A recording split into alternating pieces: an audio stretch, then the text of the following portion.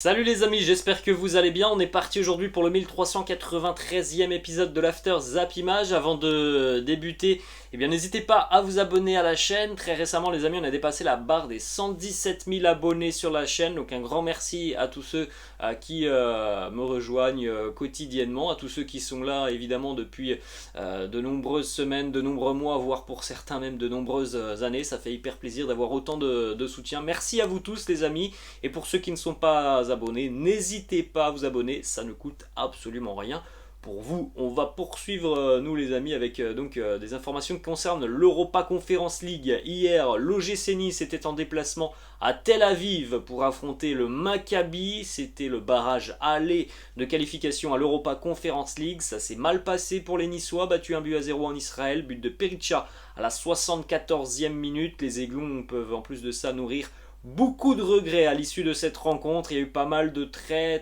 grosses occasions côté niçois. Malheureusement, l'efficacité a fait défaut aux hommes de Lucien Favre hier. Il y a eu beaucoup de situations, notamment sur la première période.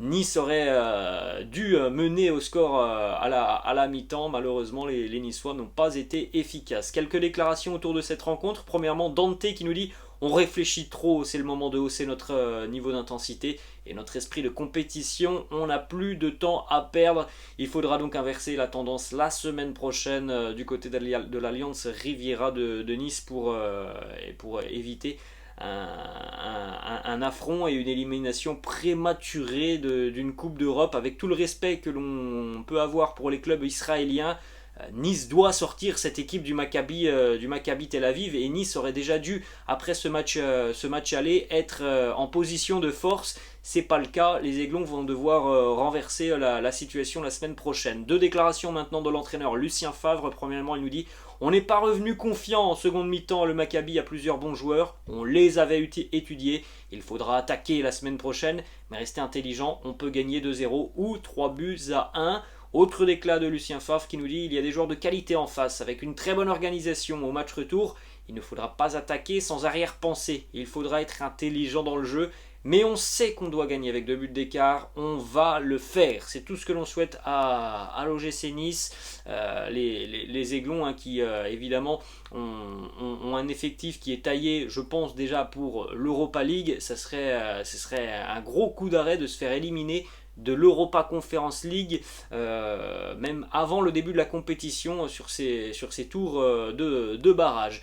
Information mercato du côté de Nice, les Aiglons vont vraisemblablement tenter le coup Marcelo, l'ancien capitaine du Real Madrid, qui est toujours libre de tout contrat. Il peut s'engager où bon lui semble, Marcelo. Il a eu plusieurs propositions depuis le début du mercato. Visiblement, ce ne sont pas des propositions qui l'intéressent. Il y avait notamment des clubs en Liga, comme par exemple Valladolid, qui lui avait proposé quelque chose.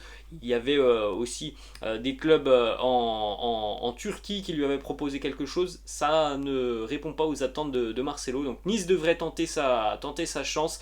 Reste à voir si Marcelo va choisir l'option de l'OGC Nice, ou si peut-être il va aussi mettre un terme à sa carrière, puisque depuis quelques jours, beaucoup de quotidiens annoncent que Marcelo étudie maintenant la possibilité de mettre fin à sa carrière de footballeur professionnel. On va les amis maintenant du côté de l'Olympique Lyonnais. On a déjà premièrement la une du quotidien L'équipe qui titre Made in Lyon. On sait que l'OL a effectué pas mal de changements sur ce mercato et depuis quelques mois au sein de l'effectif. On veut baser sa force de travail sur des joueurs du cru, des joueurs qui ont été formés à l'Olympique Lyonnais. Donc sur cette une, vous avez beaucoup de joueurs qui ont un potentiel important et qui sont du côté de l'OL, avec en prime évidemment le grand retour de Tolisso et d'Alexandre Lacazette. L'OL qui va ouvrir cette troisième journée de Ligue 1 ce soir au Groupama Stadium, 21h. Lyon reçoit l'Estac de Troyes qui est en mauvaise posture après les 2 premières journées. Les Troyens comptent 2 défaites et 6 buts encaissés. Vous pouvez jeter un petit coup d'œil juste à côté de moi au groupe de Peter Bosz pour la réception de l'Estac. A noter l'absence d'Oussem Aouar. Visiblement, son absence n'est pas liée à un éventuel transfert du côté de la Première Ligue, mais plutôt à un choix sportif de Peter Bosz. Petite information en ce qui concerne d'ailleurs Houssem Aouar et donc un transfert en Première Ligue. Il semblerait que Nottingham Forest n'ait pas pu trouver d'accord avec l'Olympique Lyonnais et que Nottingham Forest se soit penché sur un autre dossier d'un joueur de Première Ligue, et donc Houssem Aouar n'est absolument plus la priorité de Nottingham Forest. On sait aussi, les amis, que Crystal Palace est très intéressé. On va enchaîner avec une information qui concerne le jeune Ryan Cherki. Toujours pas de prolongation officielle pour Ryan Cherki avec l'Olympique Lyonnais. Malgré tout, l'OL reste confiant sur ce dossier.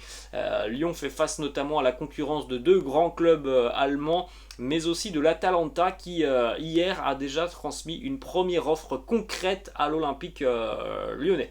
On va du côté de Marseille, les amis. Premièrement, une information qui concerne le match de demain pour l'OM, qui va avoir donc la chance de recevoir pour la deuxième fois consécutive en ce début de saison. Marseille reçoit Nantes demain au Vélodrome. Le match se jouera à guichet fermé, donc à mon avis il y aura encore une très très belle ambiance du côté du Vélodrome. Quelques déclats du côté de l'OM. Premièrement, Igor Tudor sur les attaquants, il nous dit il n'y a pas de numéro 1, 2 ou 3, ça dépend vraiment match après match. C'est vrai qu'on a beaucoup de joueurs avec 6 ou 7 joueurs pour seulement 3 postes, mais ce sera vraiment décidé à chaque match. On a une information d'ailleurs qui concerne Alexis Sanchez.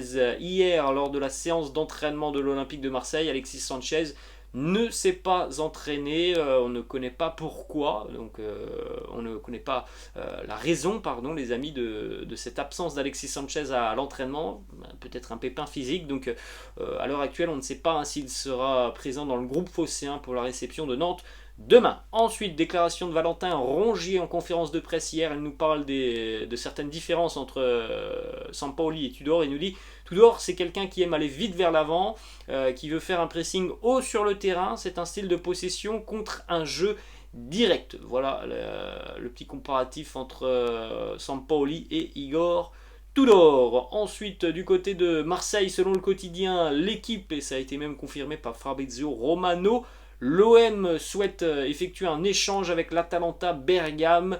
Marseille souhaite céder l'international turc Cengiz Ünder contre un international ukrainien, Ruslan Malinovski. Très bon joueur, Ruslan Malinovski, un magnifique pied gauche. C'est un milieu de terrain, c'est pas du tout le même profil que Cengiz Ünder, beaucoup plus dans la provocation. Cengiz Ünder.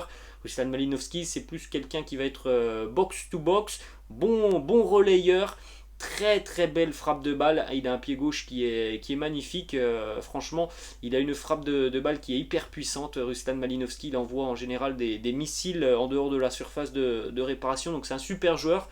Reste à voir si ça se fera pour l'OM. On va du côté du FC Nantes, une déclaration de l'entraîneur des Canaries, Antoine Comboiré, qui est assez remonté sur le dossier Ludovic Blas. Il nous dit, par rapport à l'intérêt de Lille, sportivement, c'est pour moi impensable de voir Ludovic nous quitter. Lille, ce n'est pas un projet sportif à mon avis. Ils ont fini 10e derrière nous, ils ne vont pas jouer la Coupe d'Europe. Il faut m'expliquer. Voilà les mots d'Antoine Comboiré. On sait malheureusement que du côté de Lille, ça manque de stabilité sur les dernières saisons.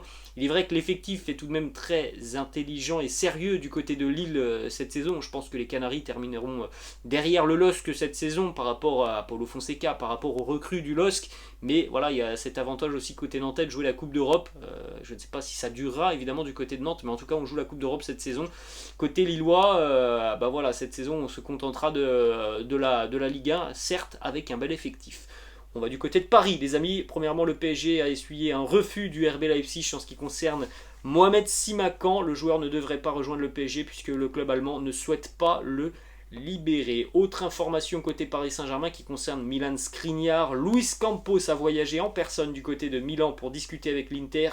Une offre de 60 millions plus 5 millions de bonus a été transmise aux dirigeants interistes. L'Inter ne veut pas se séparer de son joueur à moins d'une offre de 90 millions d'euros. On poursuit toujours du côté de Paris, les amis, une information qui concerne Idrissa Gueye. On sait déjà depuis quasiment 3 semaines qu'il y a des négociations entre le Paris Saint-Germain et Everton, des négociations entre le joueur et Everton. Le PSG refuse de céder aux demandes des Toffees d'Everton qui espèrent que le PSG va rompre le contrat d'Idrissa Gueye. Du côté du PSG, on souhaite une indemnité de transfert pour libérer Idrissa Gueye donc de sa dernière année de contrat. On ne veut pas rompre le contrat du joueur. Autre information, ça concerne Mauro Icardi. On sait qu'il est écarté du groupe. On sait que malheureusement pour lui, il n'y aura pas trop de temps de jeu du côté du PSG. Donc s'il souhaite jouer cette saison, il va falloir trouver une porte de sortie. Sa compagne, qui est aussi son agente, Vanda Nara, a été aperçue du côté de la Turquie pour négocier avec deux clubs importants d'Istanbul, à savoir le Fener et Galatasaray. Direction l'Espagne, les amis, on va au FC Barcelone avec une mésaventure pour Robert Lewandowski hier lorsqu'il est arrivé du côté du centre d'entraînement de Barcelone. Il a évidemment stoppé son véhicule pour signer quelques autographes. Et c'est à ce moment-là qu'un individu en a profité pour ouvrir sa porte passager et donc saisir une montre qui visiblement était sur le siège passager. Bon, c'est évidemment une montre qui coûte très cher, elle coûte 70 000 euros. Cette montre, Robert Lewandowski a décidé de poursuivre ce voleur avec son véhicule. Il a rapidement perdu sa trace. Heureusement, les policiers espagnols ont très rapidement identifié l'individu, l'ont retrouvé. Il est passé aux aveux. Il avait déjà entre-temps caché la montre dans un petit champ juste à côté du centre d'entraînement du FC Barcelone. Donc la montre a été remise en main propre à Robert Lewandowski. Une bien belle mésaventure pour lui. On enchaîne avec une autre information. Cette fois-ci, c'est Mercato. Le Barça est proche d'un accord avec Juan Foyth, le latéral argentin de Villarreal, dont on a parlé très récemment sur la chaîne. Villarreal a déjà des noms pour le remplacer. On rappelle tout de même la déclaration de Unai Emery très récente. Il y a 48 heures, Unai Emery annonçait que si le Barça veut Juan Foyth, il va falloir tout simplement lever la clause d'option d'achat du joueur, qui est de 42 millions d'euros. Est-ce que le Barça va transmettre une telle offre pour Juan Foyth ? Je n'en suis pas sûr. On est toujours du côté du FC Barcelone. Selon le quotidien Mundo Deportivo, les départs de Memphis et de Pierre-Emerick Aubameyang pourraient permettre au Barça d'enregistrer officiellement Jules Koundé, qui à l'heure actuelle n'est toujours pas enregistré. Donc Jules Koundé qui ne devrait pas jouer ce week-end face à la Real Sociedad. On verra ce qui se passera sur les dossiers Memphis et Auba.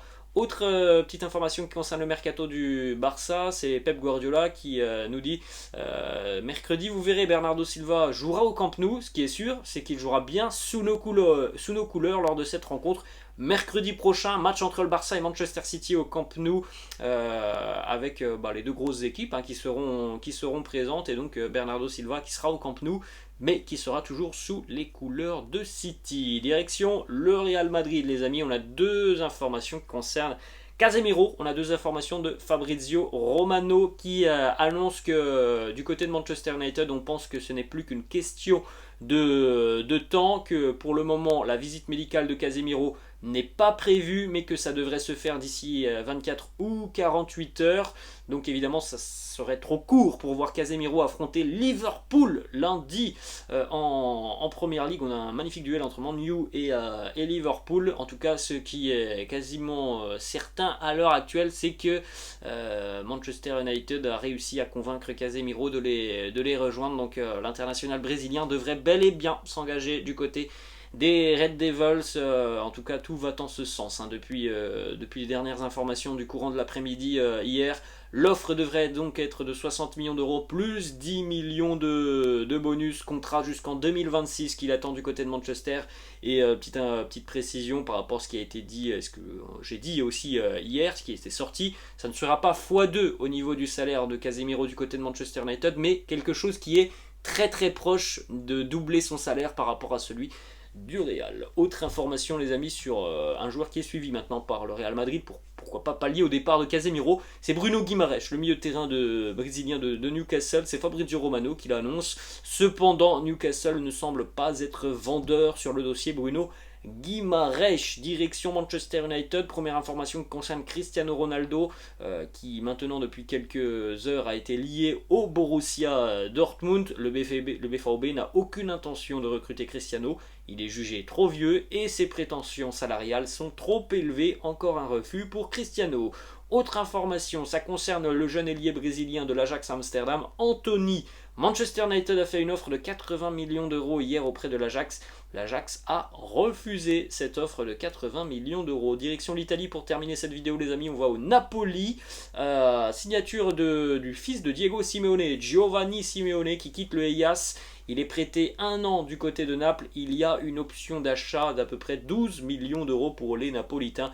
Le style du joueur purement sud-américain qui, à mon avis, va plaire beaucoup aux supporters napolitains. Et on va terminer avec une information qui concerne l'ancien Rémois Boulaïdia, qui est prêté avec option d'achat du côté de la Salernitana. On rappelle, il quitte Villarreal. Voilà les amis, la fin de cette vidéo, j'espère que ça vous a plu. N'hésitez pas comme d'habitude à lâcher un petit pouce bleu. N'hésitez pas non plus les amis à vous abonner à la chaîne. Je vous laisse et je vous dis à la prochaine. Ciao.